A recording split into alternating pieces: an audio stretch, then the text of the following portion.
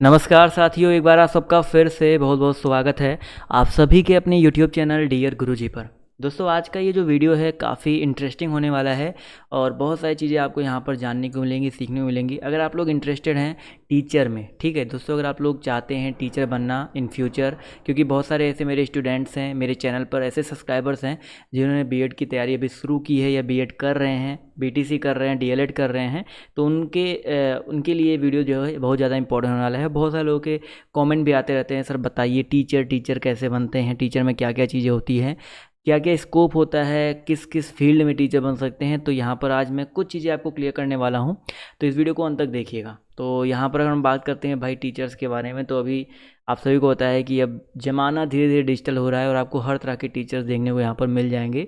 पहली बात तो काफ़ी लोग ना टीचर्स का एक मतलब बना रखे हैं, मैं आपको ये चीज़ पहले क्लियर करना चाहूँगा। ये मतलब मैं अब मेरा एक पॉइंट ऑफ व्यू है कि भाई टीचर आपको किसी भी रूप में देखने को मिल सकता है। आपको इस रूप में भी देखने को मिल सकता है, इस रूप में भी देखने को मिल सकता है, इस रूप में भी देखने को मिल सकता है, किसी भी रूप में। बस टीचर कौन होता है भाई, जो आपको नॉलेज दे सके, ठीक है। तो कभी भी किसी की वेशभूषा से, किसी की बोली से आप उसको जज मत किया करो। टीचर जो आपको ज्ञान दे वो टीचर होता है। लेकिन अभी हम लोग बात करने वाले हैं यहाँ पर गवर्नमेंट टीचर्स के बारे में। तो यहाँ पर गवर्नमेंट टीचर बनने के लिए आपको बेसिकली क्या क्या करना होता है, कैसे कैसे करना होता है। तो जब भी हम लोग गवर्नमेंट टीचर पर आते हैं ना, तो सबसे पहले हमारे दिमाग में ये दो चीज़ें आती हैं। यहाँ पर एक लिखा गया है बीएड, और यहाँ पर इसको यूपी अभी हम थोड़ी देर के लिए हटा दें, जिसको हम लोग बीटीसी बोलेंगे या डीएलएड बोलेंगे। दो चीज़ हम के ऊपर बात करेंगे कि भाई बीएड और बीटीसी या डीएलएड क्या होता है।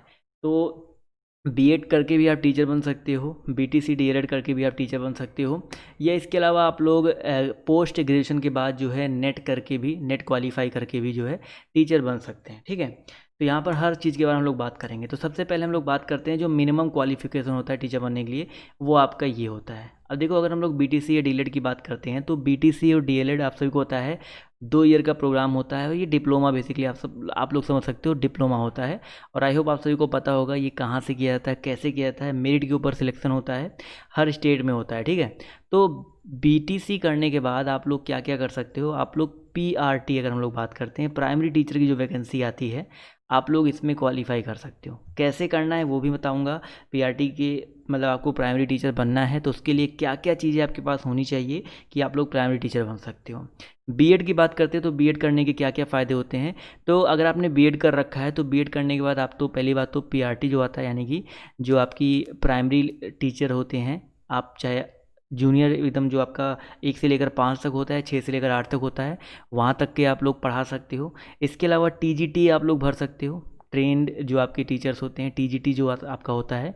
इसके अलावा आपका होता है पीजीटी, आप लोग पीजीटी भी भर सकते हो अगर आपने पोस्ट ग्रेजुएशन भी कर रखी है, यानी कि अगर आपने जैसे एमए कर रखा है, एमएससी कर रखा है, एमकॉम कर रखा है, तो आप लोग पीजीटी भी जो है कर सकते हो, ठीक है। तो ये फ़ायदे आपको मिलने वाले हैं बीएड करने के बाद। और बीटीसी या डीएलएड कर रहे हैं तो आपको सिर्फ इसी एक पीआरटी का ही फ़ायदा मिलता है, ठीक है। तो यहाँ पर और नेट करने के बाद आप सभी को पता है, नेट करने के बाद आप लोग को कहाँ पढ़ाने को मिलता है भाई, जो आपके मतलब एक हायर जो होता है ग्रेजुएशन लेवल पे आप लोग पढ़ा सकते हो नेट करने के बाद। तो इसके बारे में भी हम लोग बात नहीं करेंगे, हम लोग बस इन दोनों के बारे में बात करेंगे, क्योंकि यहाँ पर जो मेरे ज़्यादातर स्टूडेंट हैं वो यही होने वाले हैं। तो यहाँ पर एक एक चीज़ बिल्कुल बेसिक से जानेंगे। अब देखो, हम बात करते हैं पीआरटी के बारे में, जो प्राइमरी टीचर होता है। प्राइमरी टीचर बनने के लिए इंडिया की हम लोग बात करते हैं तो देखिए, 2 तरह के आप लोग प्राइमरी टीचर बन सकते हो। एक तो आपका होता है भैया, आप लोग अपने स्टेट में प्राइमरी टीचर बन सकते हो। एक आपने स्टेट में, जैसे आप यूपी के हो तो यूपी में बन सकते हो, या इसके अलावा जैसे केवीएस हो गया जो केंद्रीय विद्यालय होता है, इसके अलावा जवाहर नवोदय विद्यालय जो होता है, नवोदय विद्यालय की हम बात करते हैं, तो यहाँ सब भी जो वैकेंसीज आती रहती हैं। तो आप लोग दोनों जगह पे जो है प्राइमरी टीचर जो है बन सकते हैं। और यहाँ पर एक चीज़ याद रखिएगा, जैसे आपको केवीएस में जाना है या नवोदय में जाना है और स्टेट में जाना है, तो आपको इसके लिए 2 चीज़ें आपके पास होनी चाहिए। क्या चीज़ होनी चाहिए? अगर आपको स्टेट में जाना है तो आपने स्टेट का जो टीईटी होता है, मैं आपके बार बार अभी बताता हूँ ना सर, टीटी की तैयारी करवा लो, टीटी की तैयारी करो, तो आपके पास टीटी का सर्टिफिकेट होना चाहिए। टीटी कोई कोर्स नहीं होता है, हर साल एक बार जो है अपने स्टेट में करवाया जाता है, कंडक्ट होता है अपने हर स्टेट में। आप लोग उसको पास करिए, नंबर लेके आइए। अभी तक तो क्वालिफाइंग है, बट इन फ्यूचर सुनने को मिल रहा है कि इसकी जो मतलब अभी तक जो है क्वालिफाइंग होता था, अब इसके नंबर्स भी जुड़ेंगे, आपके 25% नंबर जुड़ेंगे।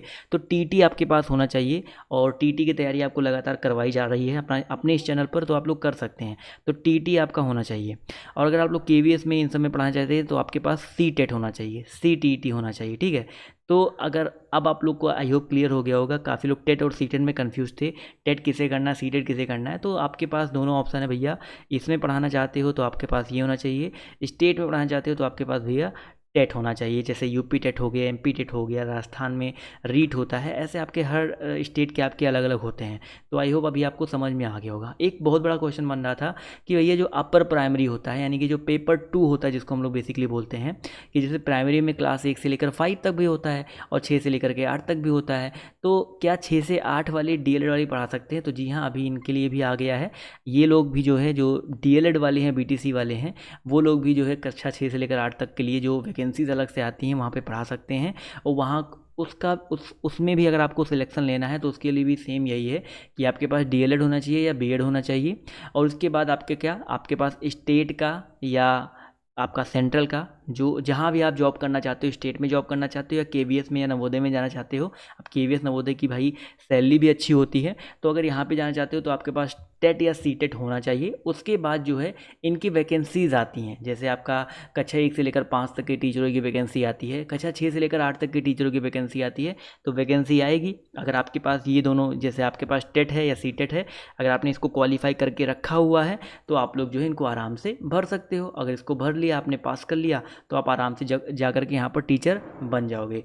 तो आई होप अभी आपको यहाँ पर जो प्राइमरी टीचर का जो ये फंडा था समझ में आ गया होगा, कौन कौन भर सकता है। तो अभी मैंने आपको बता दिया, ये भैया ये जो प्राइमरी टीचर है वो बीटीसी डीएलएड वाले बस यहीं तक जा सकते हैं, इसके आगे जो है बेसिकली नहीं जा सकते हैं, अगर सिर्फ आपने यही कर रखा है।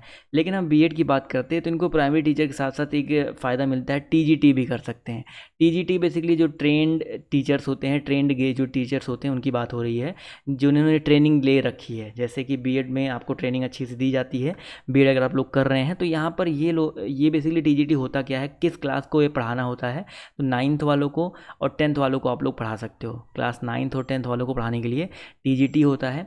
और इसके लिए आपके पास अगर ग्रेजुएशन के बाद बीएड कर रखा है तो इसकी वैकेंसी आती है, कोई कोर्स नहीं होता, टीजीटी वैकेंसी आती है, भरिए, पास करिए, आपको नौकरी मिल जाएगी। और इसी तरह आपका होता है पीजीटी। पीजीटी के लिए आपके पास होना चाहिए थे क्या, आपके पास भाई पहली बात तो पोस्ट ग्रेजुएशन होना चाहिए। बीएड है और अच्छी बात है, बट आपके पास पोस्ट ग्रेजुएशन भी होना चाहिए। तो पीजीटी अगर आपकी वैकेंसी आती है तो यहाँ पर आप लोग क्लास 11th और 12th वालों को जो है पढ़ा सकते हो।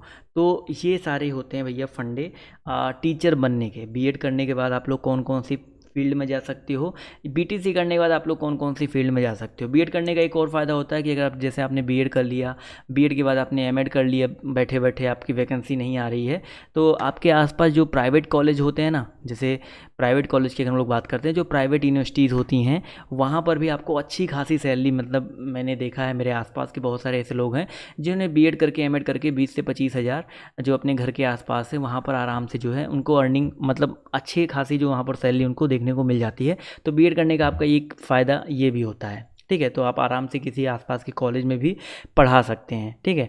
तो ये सारे फ़ायदे होते हैं टीचर, मतलब टीचर आप कैसे बनते हैं, क्या क्या होता है प्रोसेस, बीएड के बाद क्या क्या होता है, बीटीसी के बाद क्या क्या होता है, टीजीटी, पीजीटी, पीआरटी क्या होता है। आई होप अभी आपको जो है क्लियर हो गया होगा। या अगर आपके अभी भी कोई डाउट बच रहे हों तो आप लोग आराम से कमेंट करिए, पूछिए, मैं आपको उसके बारे में जो है इसकी डिटेल जो है आपको देता रहूँगा। अपने चैनल पर मेरे चैनल पर जुड़े रहो, जिससे आपको जो और भी जानकारी है मिलती रहे। तो आपको आज का ये जो सेशन है कैसा लगा, दी गई जानकारी आप सभी को कैसी लगी, कमेंट करके जो बताइएगा, क्योंकि आप लोग का जो कमेंट होता है वही मुझे बताता है कि आगे किस तरह के वीडियोस आपके लिए बनाने हैं। तो दोस्तों आज की इस वीडियो में सिर्फ इतना ही, अभी के लिए बाय बाय, टेक केयर, जय हिंद, जय भारत, वंदे मातरम।